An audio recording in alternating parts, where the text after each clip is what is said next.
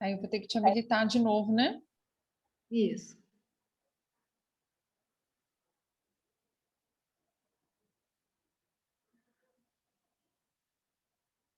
Oi. Deixa eu ver aqui. Pronto, estão vendo? Sim. Uhum. Acho que já chegou todo mundo. Tá chegando, né? Nós estávamos aqui com 7. Eu recebi algumas mensagens aqui que estavam com a internet ruim, estava caindo, mas a aula vai ficar gravada, né? Então, o importante é isso aí. A turma já não é muito grande, a gente vai deixar o material disponível, vai ficar tudo certinho aí depois.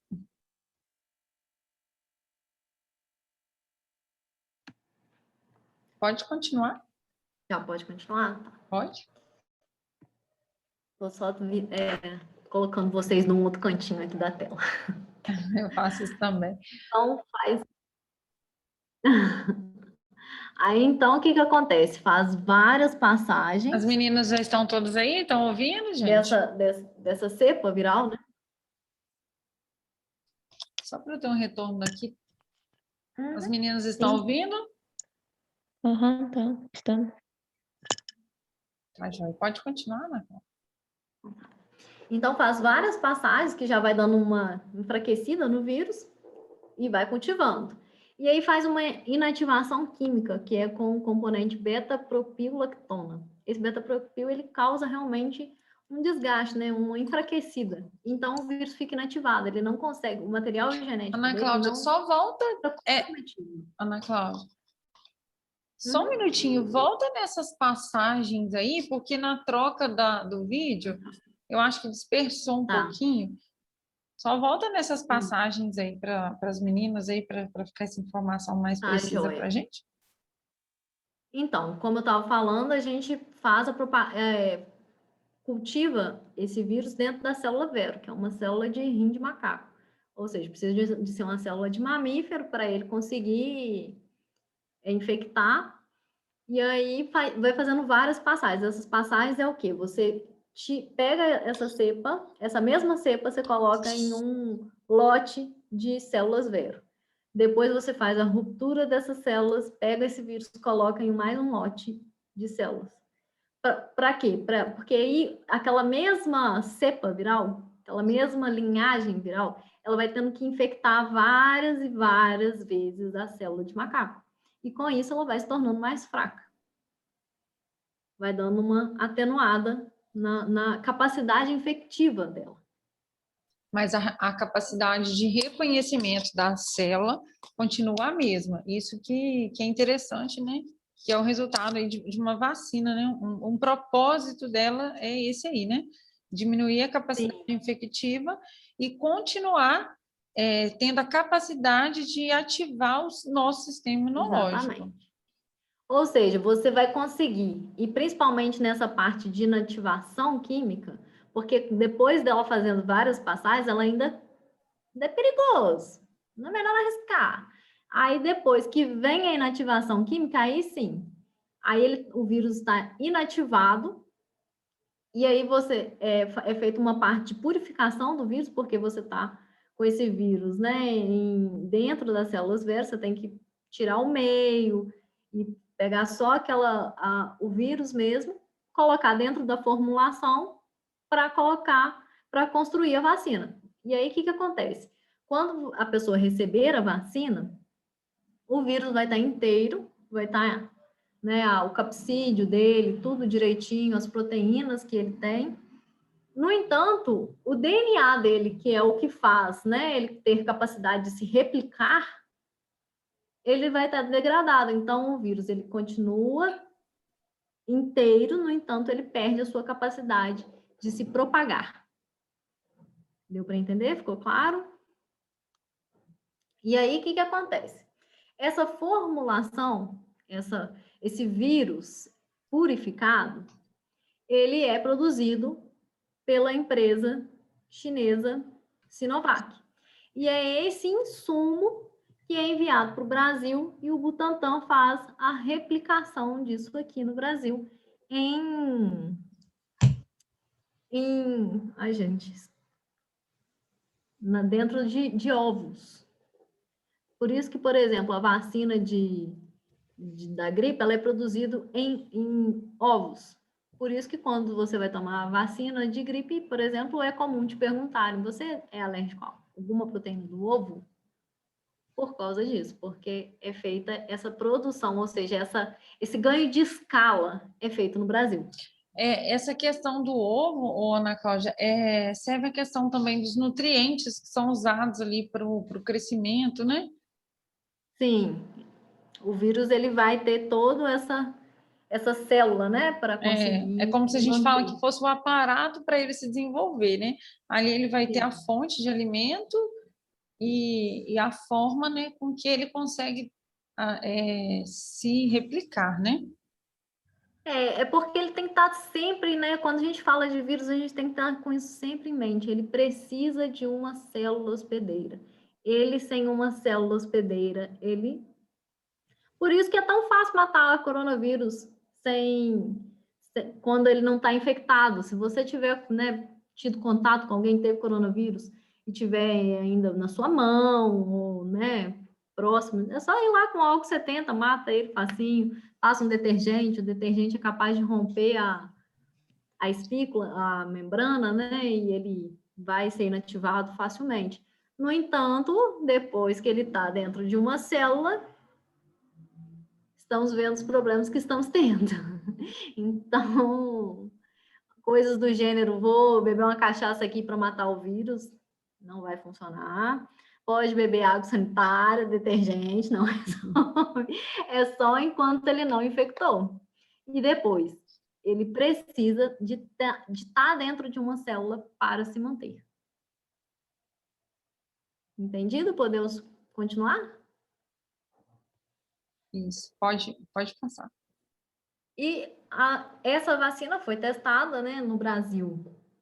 Ela foi testada em 9.242 voluntários e ela teve essa eficácia geral de 50,38%. E aí, quando a gente fala a eficácia geral da vacina é de 50,38%, parece que a vacina não funciona. Você fica assim, uai, mas 50% só? Mas por que isso? Em 50,38% das pessoas que tomaram a vacina, elas não tiveram coronavírus numa segunda exposição ao coronavírus. Elas receberam a vacina e depois, quando entraram em contato com o vírus de novo, elas não tiveram sintoma algum. Então, nem sintoma e nem carga viral. Então, para 50,38% das pessoas que tomaram Coronavac, acabou os problemas, total. No entanto, 77,69% das pessoas que desenvolveram a doença tiveram uma forma muito leve da doença. Não ficaram graves. E teve 100% de eficácia para evitar casos graves ou moderados e principalmente a hospitalização. Nessa questão de pandemia, o maior, né, eu acredito que o maior problema que estamos tendo é como falam, né, a questão da quantidade de pessoas precisando de atendimento médico e de emergência, de UTI, tudo no mesmo tempo, na mesma hora, e esse colapso do sistema de saúde. Então, uma vacina que é capaz de evitar que pessoas precisem de UTI, em 100% dos casos, é um ganho, uma conquista fora de sério. Quando ainda não tinha o desenvolvimento das vacinas, quando ainda não estávamos nesse patamar, a OMS falava que eles estavam torcendo para ter uma vacina que tivesse eficácia pelo menos de 50%. Pelo menos, tipo assim, uma coisa que funcionasse para pelo menos reduzir o número de internação em UTI, porque é isso que causa o colapso do sistema de saúde. É muito interessante, né? Já é um dado muito bom você falar em 50% de diminuição aí. É pouco? Não, é muito. A gente se você for entender realmente do contexto, é muito importante. Porque só de você tirar a parte de hospitalização e UTI, você já está, né, tirando essa sobrecarga, né, do nosso colapso aí de saúde, né, que nós não estamos preparados para receber tanta essa sobrecarga, né? E se a gente for parar para pensar também o número de mortes, né? A gente tem um número de mortes muito elevado.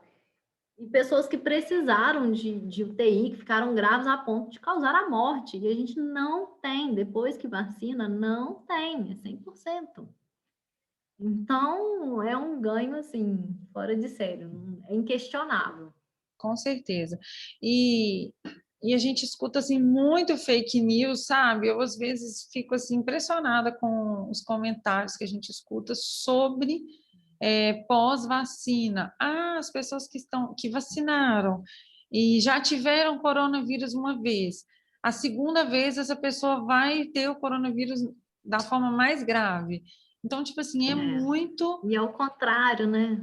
Então, assim, isso que eu sempre falo para vocês que estão aí na área de saúde, né? Estão aí iniciando a carreira, os meninos, né? Os meninos do terceiro período, sempre atentam às informações, gente. Buscar fontes seguras e não propagar como se diz, um absurdo desse, né? Olha só, as pessoas chegam a ficar até com medo de vacinar, porque se der a segunda vez, já vão enquadrar em caso grave. Então, assim, tem que ter muito... A gente tem que ter muito, assim, a gente tem que observar sempre as fontes de onde estão sendo extraídas as informações, né?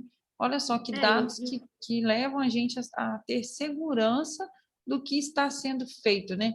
Do momento que estamos passando e estamos caminhando né, corretamente, né? Os passos estão nos direcionando aí para uma evolução correta. E eu acho até que, assim, né, eu como pesquisadora, né, cientista, eu me sinto também na obrigação de tentar informar as pessoas. Eu vejo muito casos, assim, das pessoas falando assim, ai, mas por que você discutiu com aquela pessoa? Não vale a pena, deixa ele falar besteira para lá.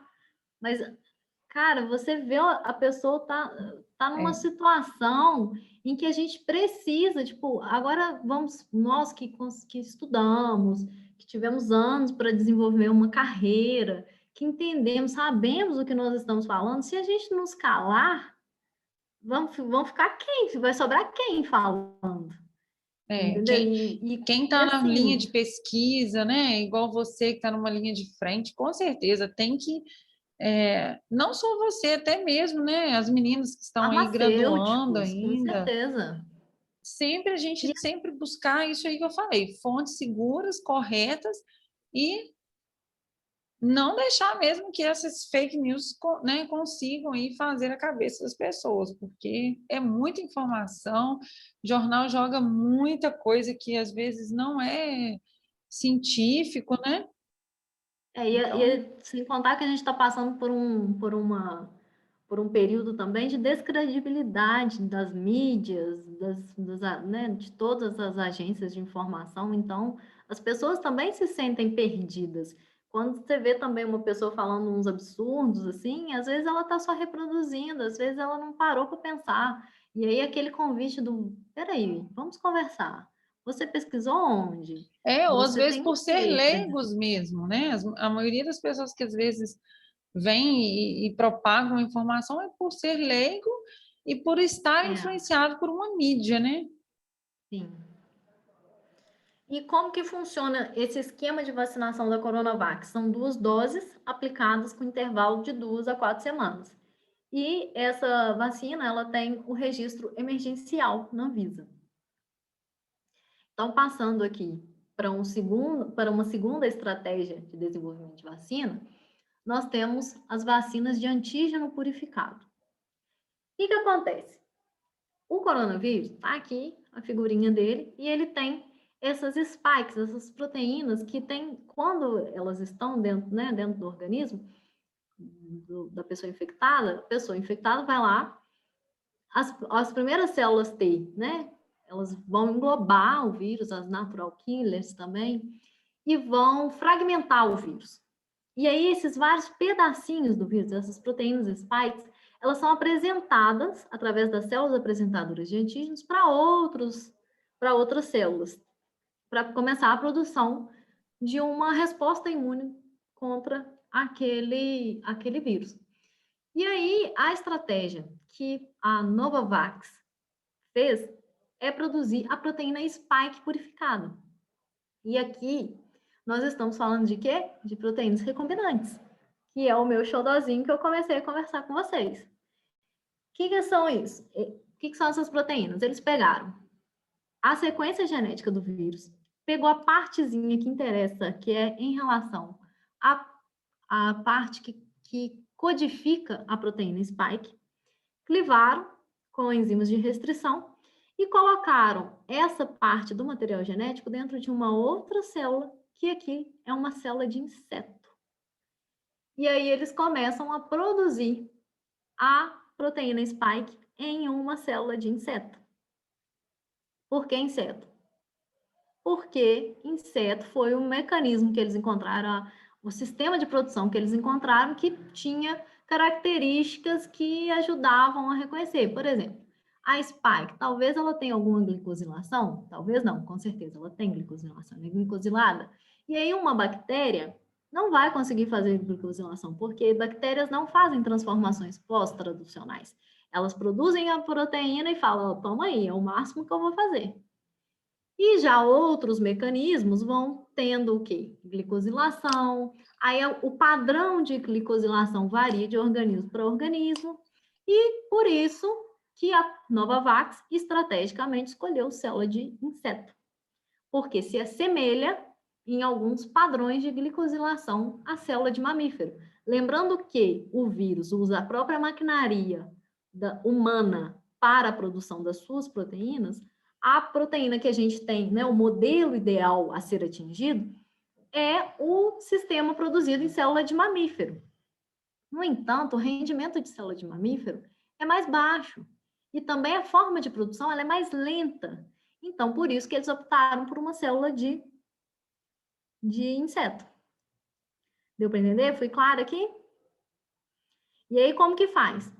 Coloca no inseto, o inseto começa a produzir, você tem, né, moléculas que estimulam essa produção, que, por exemplo, em bactérias a gente usa IPTG, em outros sistemas também é IPTG, e você, no final do dia lá, você tem aquele monte de inseto que está produzindo proteína lá, só que ele produz. Ele não vai, a célula do inseto, ele não vai produzir só a proteína spike, ele também tem que produzir as proteínas do metabolismo celular dela, porque a função inicial dela é se manter viva. Ela só está produzindo uma proteína spike de coronavírus lá porque você colocou DNA nela, então ela não vai produzir única e exclusivamente. Então você tem que fazer o quê?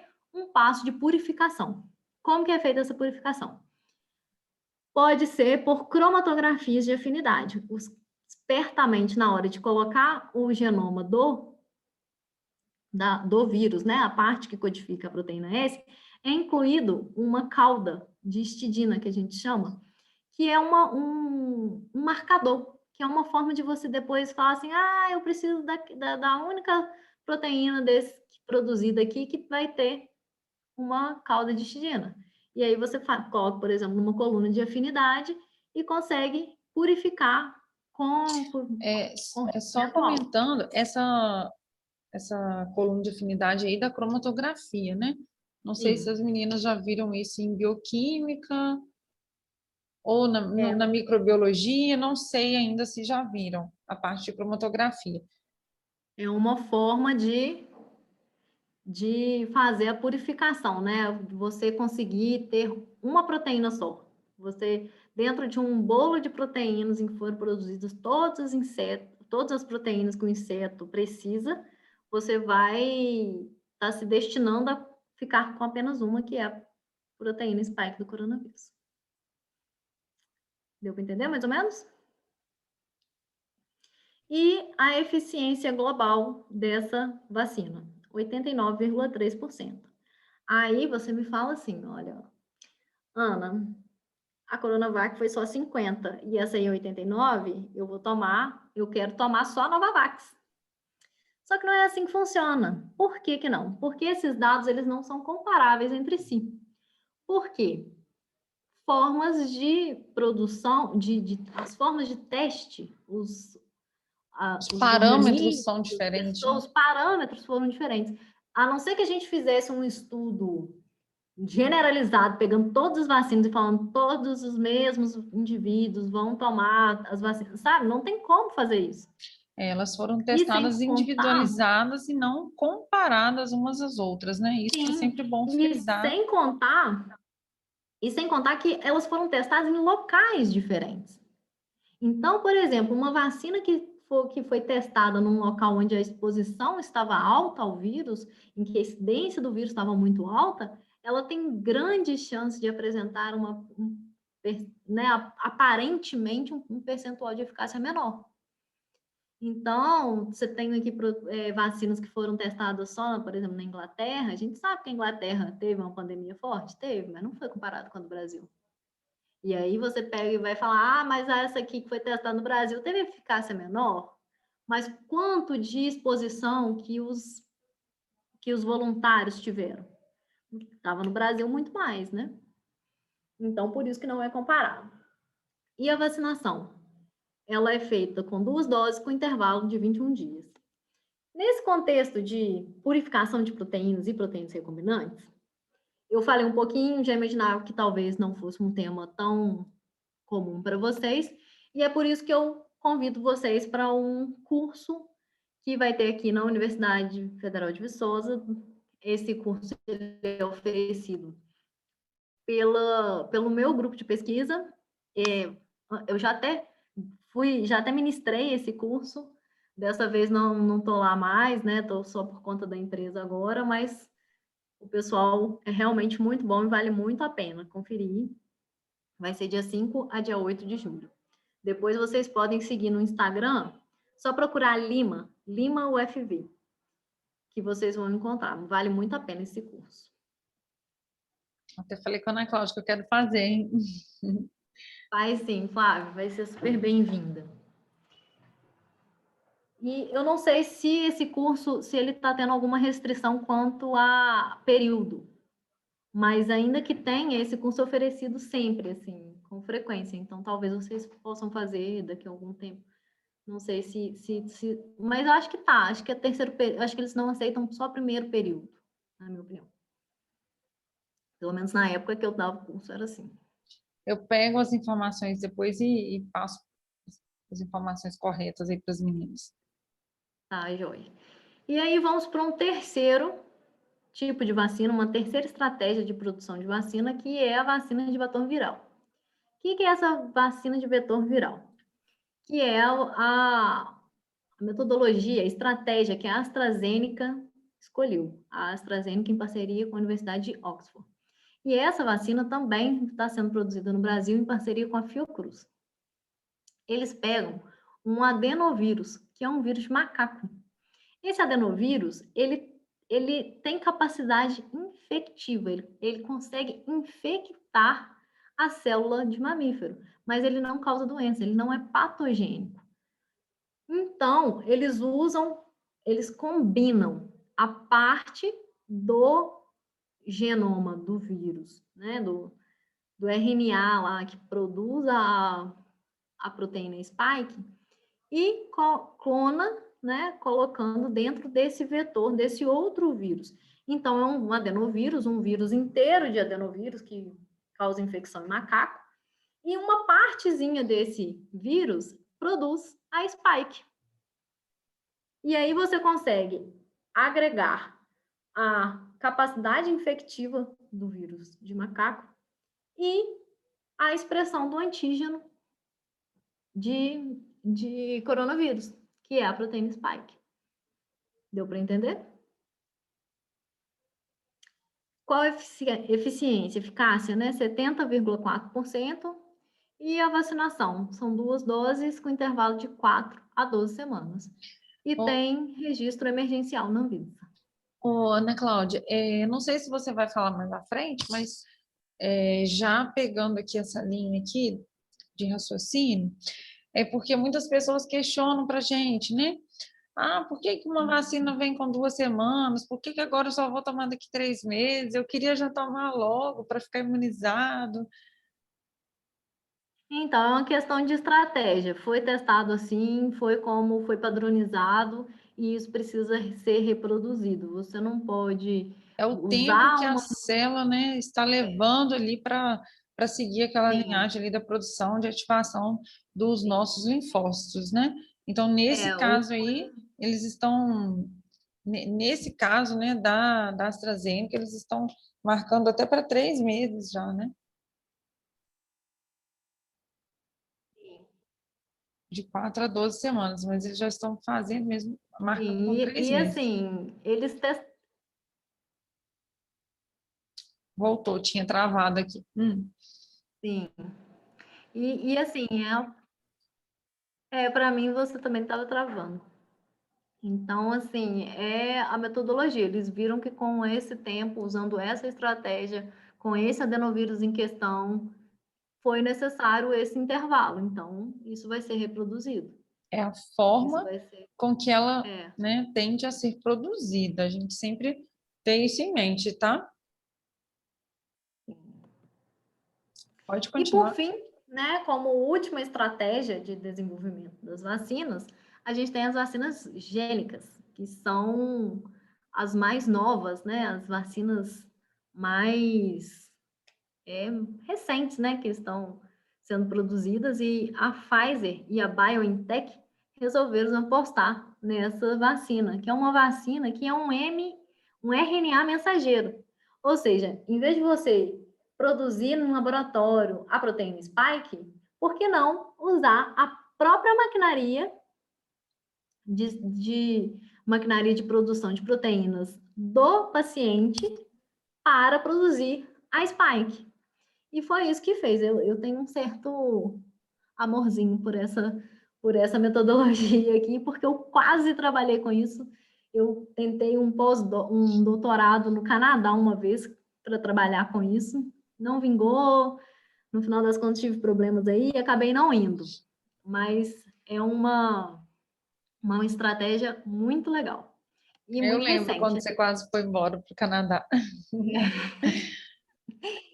Então, aí essa aqui tem, né, tipo assim, eu gosto tanto da área que você vai criando afinidades, né?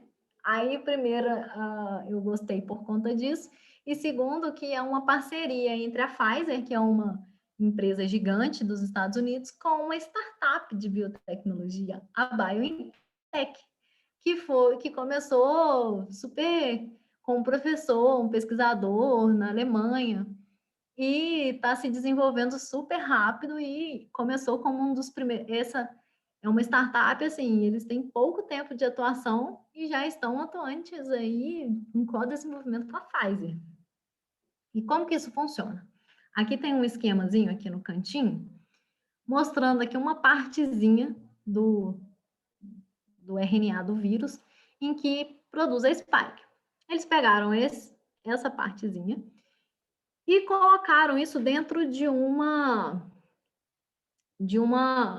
cápsula, né, de uma nanopartícula lipídica. Por que nanopartícula lipídica? Porque as nossas células, elas têm uma membrana lipídica. Então, você tem que criar uma nova membrana lipídica ali para aquele RNA, para conseguir integrá-lo, né, para conseguir entrar dentro da célula. E, além disso, um RNA, o dia que vocês trabalharam com RNA, vocês vão perceber o tanto que é instável. É muito instável. Quebra à toa, degrada fácil. Então, essa nanopartícula também, ela protege o RNA. E aí, o que que acontece? O RNA entra dentro da célula humana, né? Da pessoa que recebeu a vacina, e usa a própria maquinaria de replicação, de produção de proteínas das células, os próprios ribossomos do paciente, e começa a produzir as spikes. Esse RNA, ele também, além da proteína spike, ele produz um pedacinho ali na beiradinha da spike, que é um peptídeo sinal. Esse peptídeo sinal direciona, e ó, já está acabando aqui também. Vou dar um jeito de acelerar. Direciona essa spike para ficar na borda, na superfície celular, na porção transmembrana. Então, é isso que acontece, e aí a célula se torna uma apresentadora, a própria célula do paciente se torna uma apresentadora de antígenos, porque as spikes vão estar integradas na sua face externa. Deu para entender? Ficou claro? Duas coisas muito importantes. O RNA viral que você vai receber nessa vacina, ele não integra o genoma. Tem gente falando por aí que vai mudar o meu genoma. Gente, fala sério. RNA degrada, é eliminado. Não, ele vai lá, produz a proteína que produziu, o que não produziu já era. É eliminado. E um problema dessa vacina, termosensível. Como eu falei para vocês, RNA é super difícil de ficar estável. E por isso precisa ser armazenado em freezer menos 80. Porque no Brasil é um problema sério, porque a gente não tem tanta disponibilidade de freezer menos 80 assim. Então, a logística num país grande igual o Brasil fica complicada. Mas é uma vacina muito interessante. Você fala a questão de disponibilizar ela por ela ser muito... Tem que ser armazenada em menos 80. É bem complicado, né? De fazer essa distribuição e esse armazenamento num país tão grande, com tanta dificuldade, né, de chegar a vacina até certas Porque regiões. as outras geralmente são geladeira comum, né? Então, segue o padrão, né, de 8 temperatura de vacinas comuns mesmo, né? E essa aqui precisa de um menos 80. Foi até matéria do Fantástico Então, domingo mostrando como que é o acesso, né, das pessoas, como que tá sendo assim difícil em certas regiões, né? Você está chegando com a vacina. sim. Já torna assim E complicado a em algumas eficácia, partes. sim, verdade. E a eficácia global é de 95% e é feita com 2 doses no intervalo de 21 dias e foi o primeiro registro definitivo que a Anvisa concedeu de vacina para coronavírus. Esse registro aqui, ele não é um emergencial, tipo, estamos em situação de pandemia, vamos usar. Não, é um registro definitivo.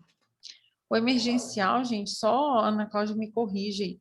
O emergencial, ele pode sofrer alteração, ele ainda está em pesquisa e Sim, a Anvisa ele ainda pode ser está, né, sob expirado. testes, né? Sim, exatamente. E o Aqui definitivo está reconhecido. Isso. Esse aqui mais um exemplo de uma vacina gênica, eu vou passar rapidinho porque já está acabando o nosso tempo. Mas é a vacina Moderna e que é feita também através de uma vacina gênica de RNA mensageiro. E quais são as fases para produção e registro de uma vacina? Como que é feito isso?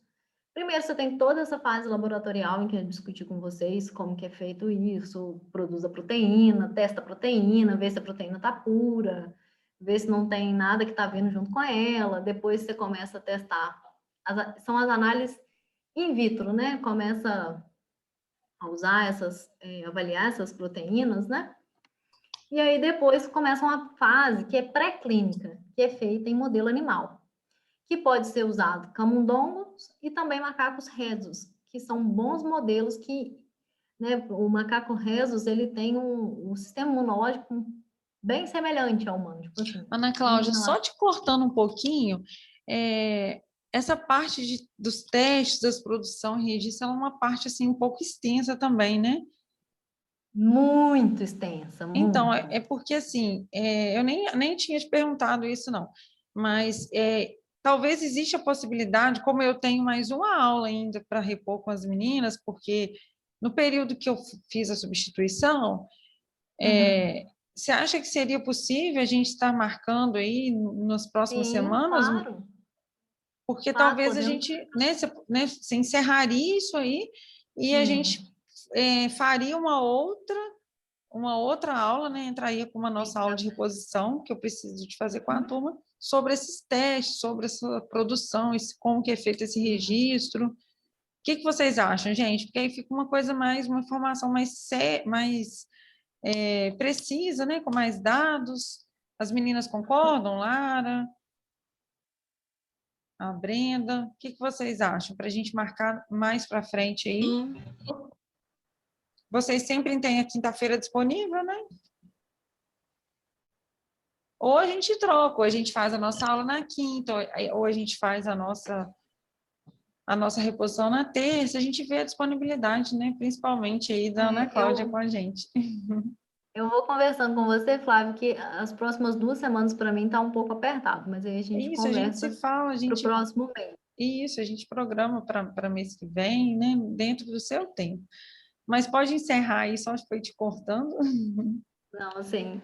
Então tem essas partes pré-clínicas, né? Usando os modelos animais, e depois evolui para a fase clínica, em que tem a fase 1, 2 e 3.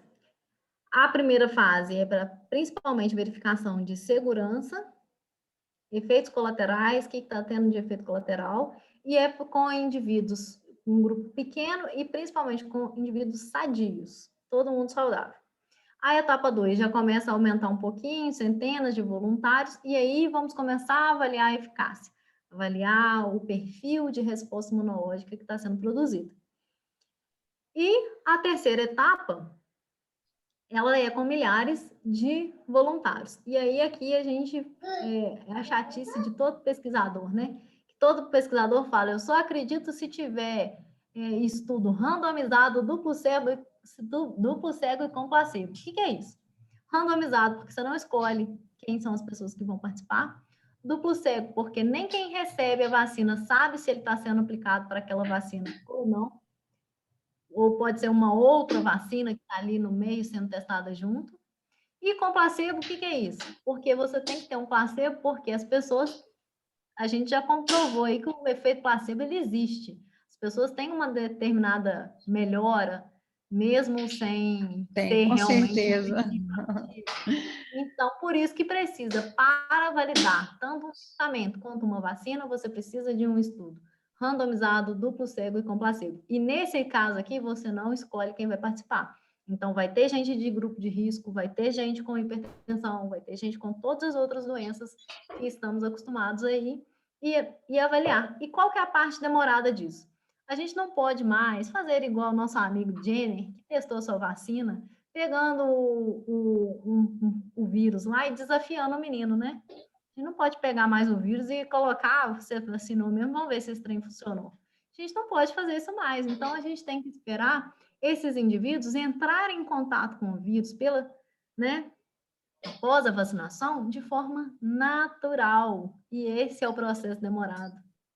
Porque é só o tempo, né? E até mesmo porque, né, são questões que já foram levantadas, por que a vacina ainda não está disponível para crianças, né, e adolescentes, Sim. porque elas não tiveram ainda tempo, né, de fazer esse estudo diferenciado para essa faixa etária, né? É um estudo um pouco diferenciado. Então, assim, uma questão... depois... Pode continuar. Desculpa. Não, uma questão muito ampla, né, para se entender o que realmente amplo. é seguro, o que realmente é necessário, né, nessa fase aí de pesquisa. E depois de toda essa parte aí que vamos iniciar a produção e começar. Aí que é enviado as amostras para os órgãos regulatórios de cada país avaliar. No caso do Brasil, a Anvisa. Aí aqui, eu só coloquei uma tabelinha aqui, é do ABAS mesmo, mostrando como que outras vacinas são produzidas, vacinas para outras infecções. E aqui eu deixo os contatos da minha empresa, da Recombine. Pode seguir a gente no LinkedIn, pode seguir a gente no Instagram, pode entrar em contato e qualquer coisa estamos à disposição para conversar, bater um papo aí com a galera.